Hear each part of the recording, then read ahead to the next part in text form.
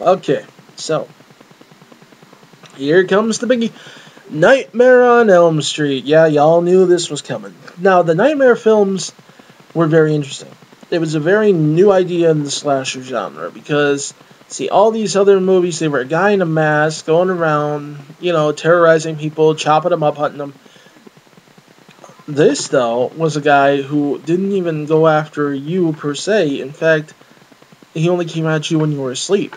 Now, this is terrifying to people because there are times that everyone's at some point has had a nightmare that's so vivid, so intense, they could swear it's real.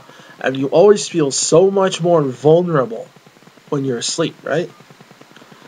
It's when you're at your most vulnerable. It really is. But at the same time, if you don't do it, you have to do it. It's not entirely a voluntary function. And it's just, oh man, the very premise in and of itself is frightening. It really is. And the first Nightmare on Elm Street movie, it was downright scary. And you had this horribly disfigured, burned man coming into their dreams, going after them. And it does seem like something straight out of a nightmare, which is good because that's what they're going for.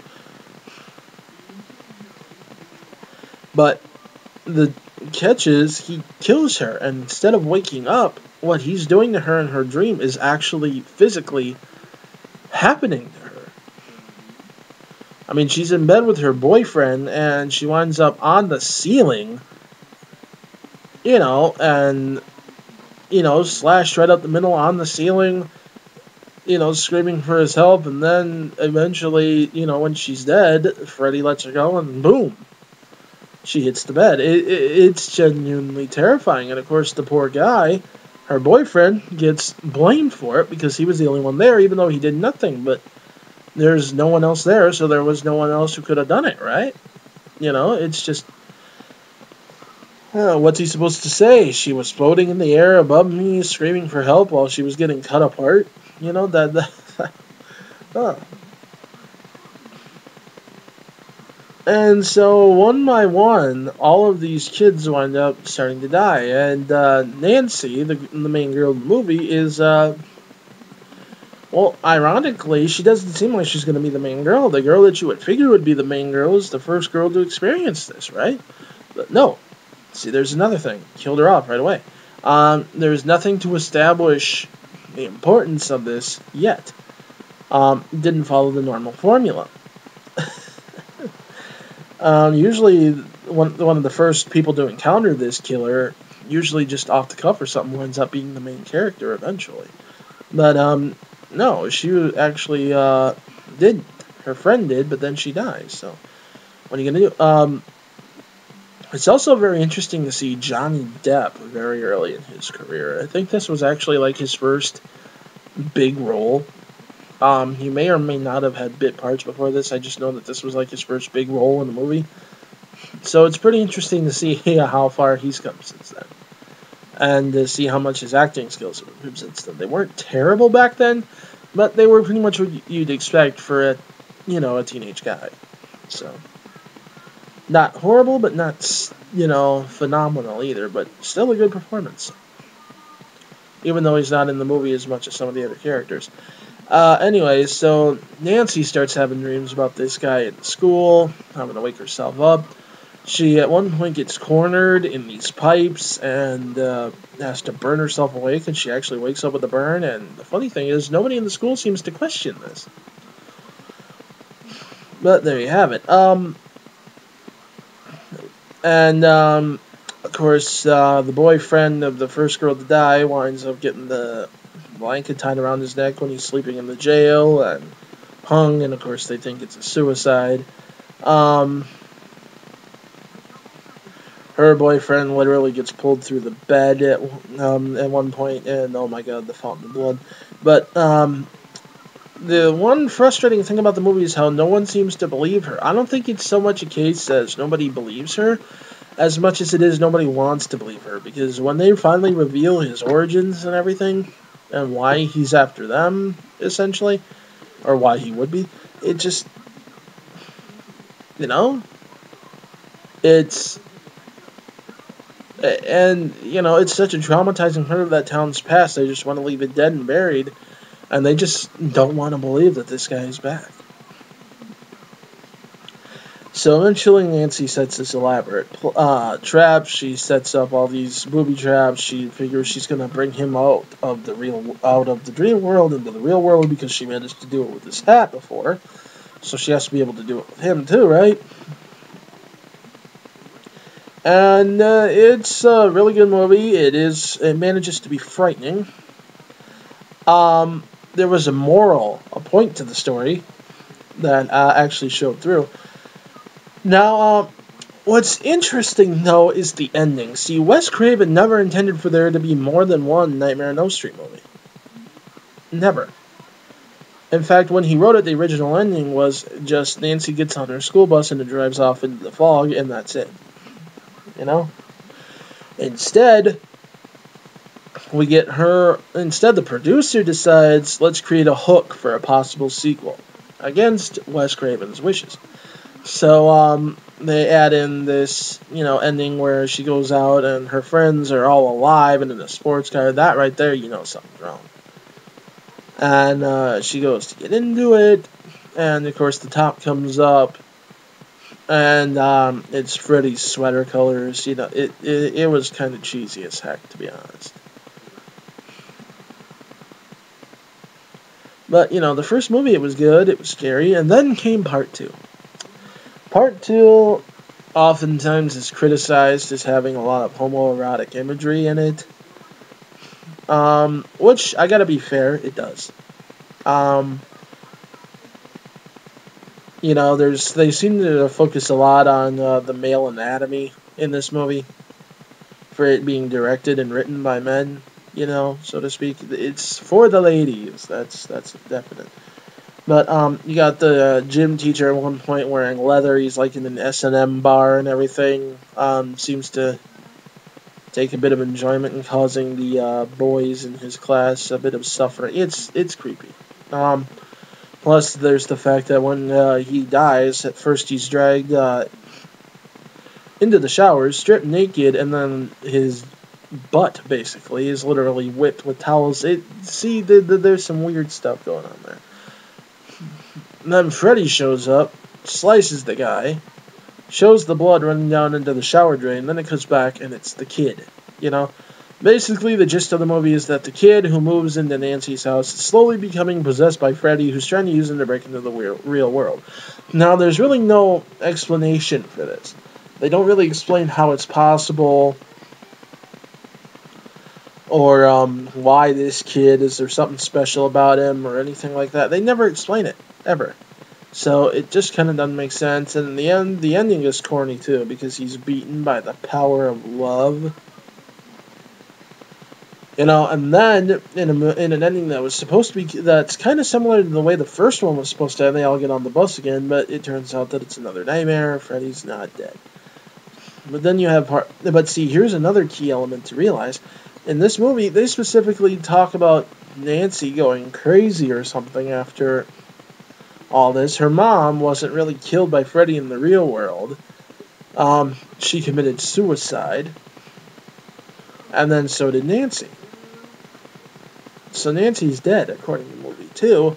But then comes movie 3. And again, you have the movie that they pretend never happened. Now for part 3, the producers called up Wes Craven again, and they're like, hey Wes, you know what, I know that we kind of continued this against your wishes, but we kind of screwed ourselves with that last movie, and so we'd like you to find a way to wrap it up all nice and neat.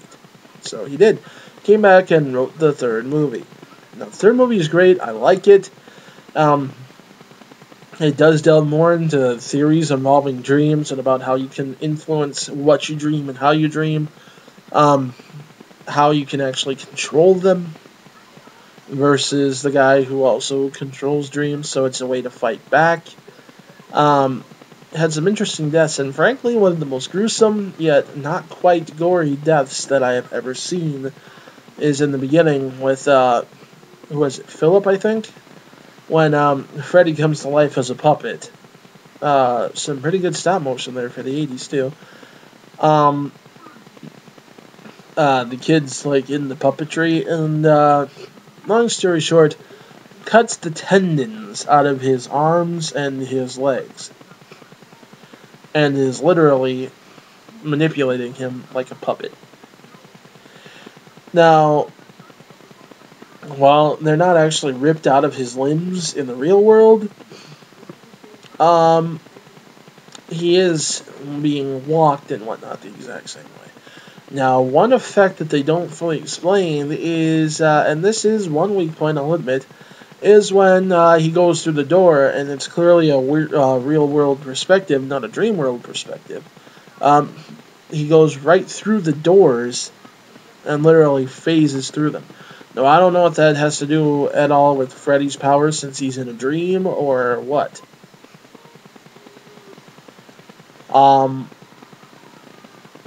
But it's, yeah, I think it might be just, it's one of the weak points, but it's, forgivable, you forget about it.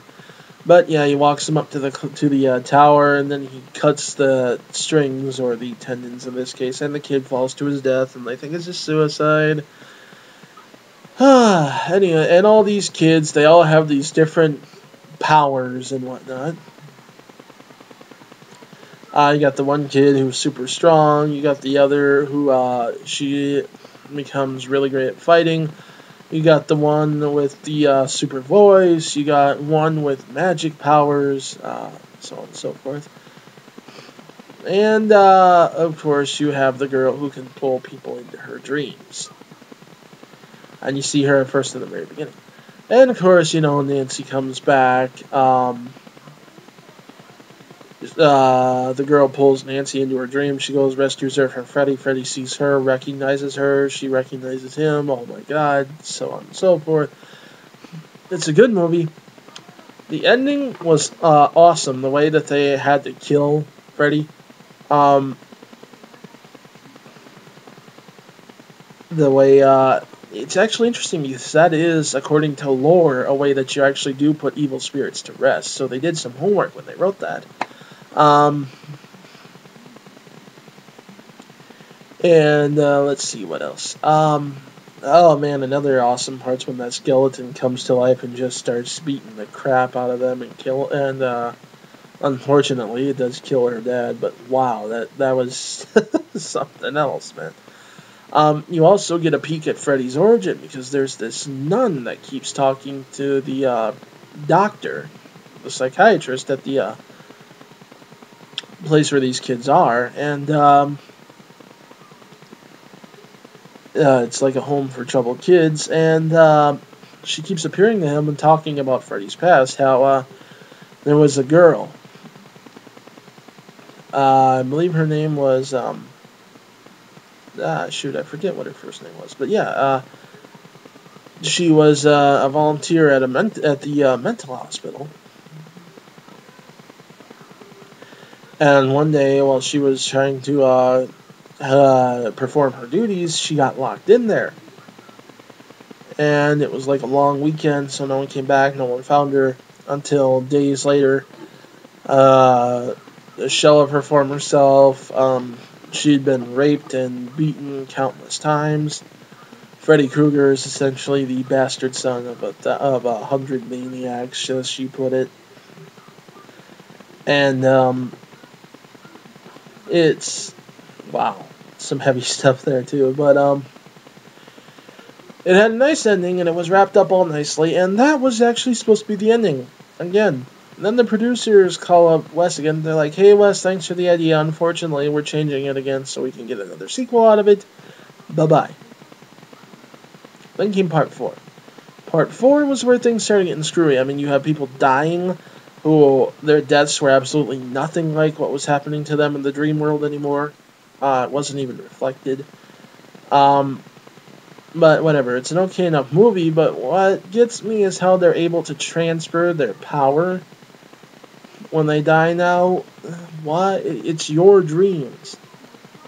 It comes from your mind. It's not an inborn power, so...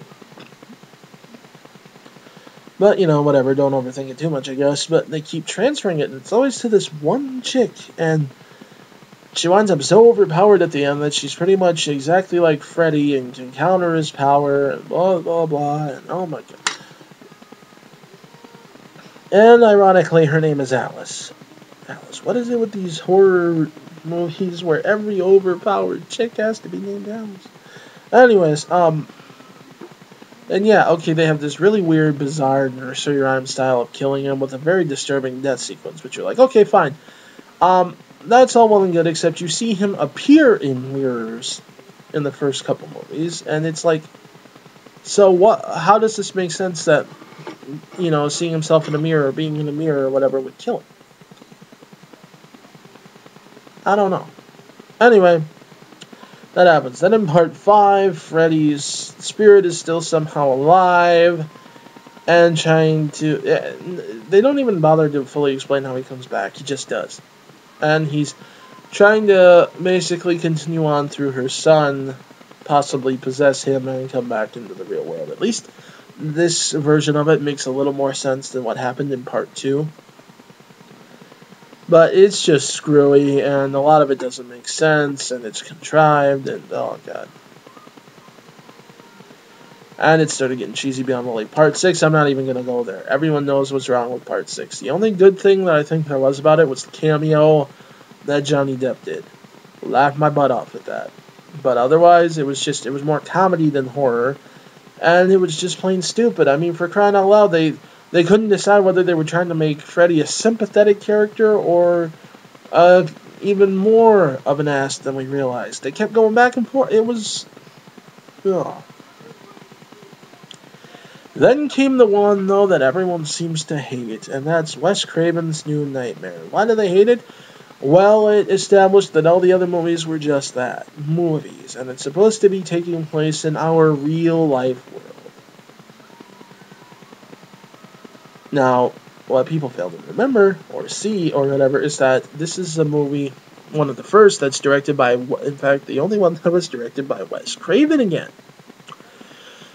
Wes was back at the helm, not just the writer, the director.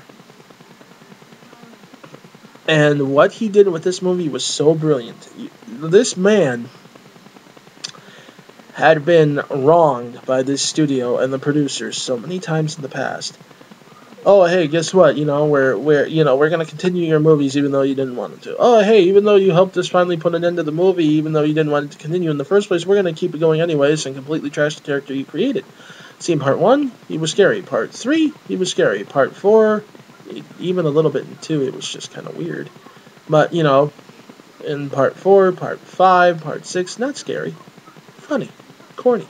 Cheesy. He had always had a sense of humor in the older movies, but it was also tempered with this animosity and this evil and just genuinely scary. Now, you know, no, not so much. This movie made him scary again, made him frightening again, made him freaky again. And it was actually a really interesting idea because while it did pay tribute to the other films and acknowledge, yes, you know, I'm glad you liked them and they do exist, at the same time,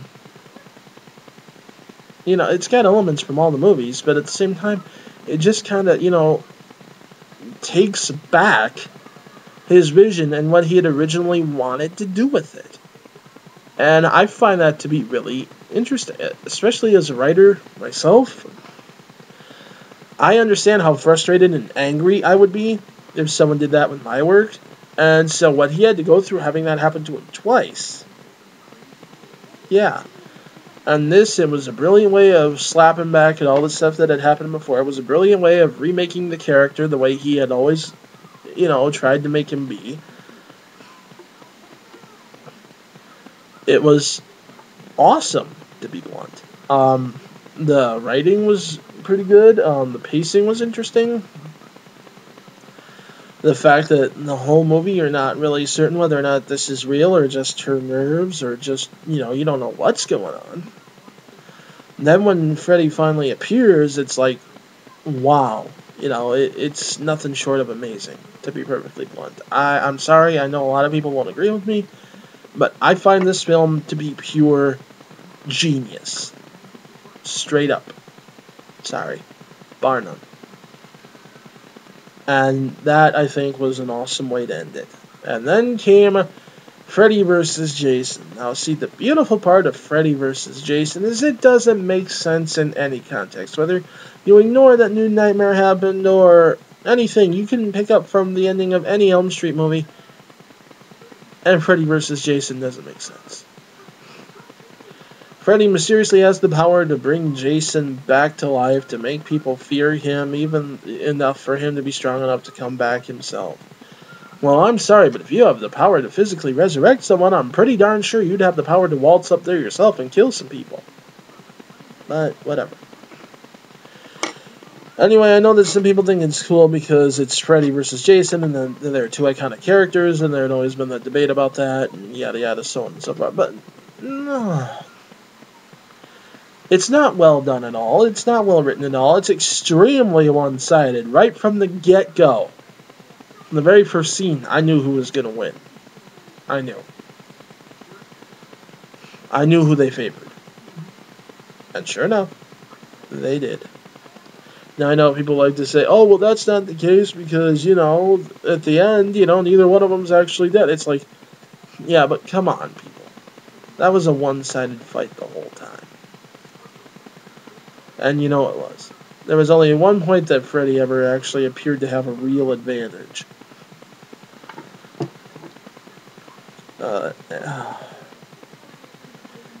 Yeah, it was pretty one-sided. I was hoping for something a little more balanced, and I got that. Yeah. Then there's the remake. The remake I'm not even going to touch on. I don't consider it part of the Elm Street movies. I consider it something that, frankly, is an insult to the Elm Street movies. Ruined a good character. And a director who throws a fit and tells everyone they need to get lives, get out of their parents' basements, and get off the internet, and, you know, realize what a good movie is, when his only freaking directing credits were a music video. Yeah, music videos. That's what he directed before that movie. Isn't that nice? The sets were scarier than Freddy Krueger was in that movie. The sets. But anyways, that's that, I guess. So for me, again, there's only a few out of the series that I actually fully like. You know, Part 1, Part 3, and New Nightmare. So, you know, for me, I'm not going to say that the other movies were horrible. They were just kind of annoying, and well, annoying in terms of continuity. They're still fun to watch, sure, and I still do watch them, but they're just, yeah. Same for the Halloween movies, you know, when they're on, I watch them, I do watch them on occasion, it's just, they don't pull me in like these sets do, and these sets have the best continuity with each other, I think. So, anyways, that's my take on the big three of horror, and you can leave a comment telling me what an idiot I am or am not. So, until next time, happy Halloween, dudes, and later.